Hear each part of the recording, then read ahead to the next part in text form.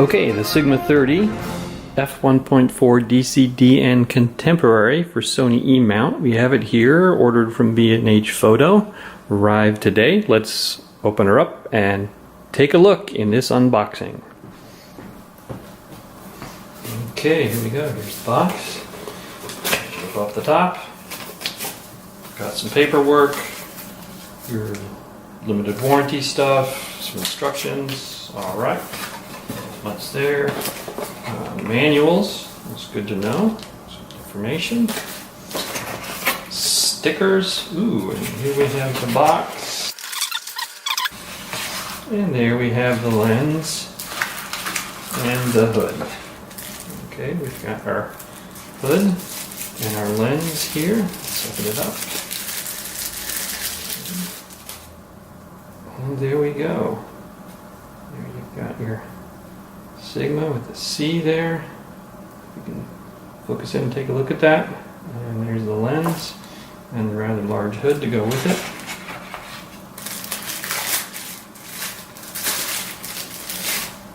Yep.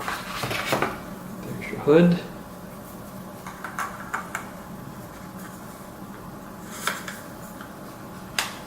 And the hood snaps in. And there's your lens. All right.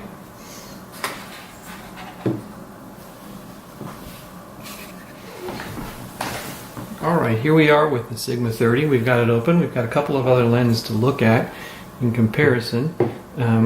First is the Sigma 30 2.8. You can see that there.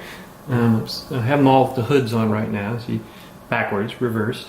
And here's the Sony 1.8 50. Two lenses that are comparable in some ways in terms of previously my fastest aperture autofocus lens for my Sony system, the 51.8, great lens, love this lens. But as a 50mm, it's 75 equivalent focal length in APS-C, makes it a bit of a short telephoto, and you gotta step back a little bit for a lot of photos, so not as good for a day-to-day carry around in terms of focal length. That's why we have the 30. The 32.8, this is the Art series. It's been out for a while, but at 2.8, it's not quite as fast. So in low light situations, you get a lot of high ISO and slow shutter speeds. And the new one we just got, the 1.4 DC DN Contemporary, and that's what we've got right here. Okay, so let's take the hoods off. And you see all three lenses with their hoods off.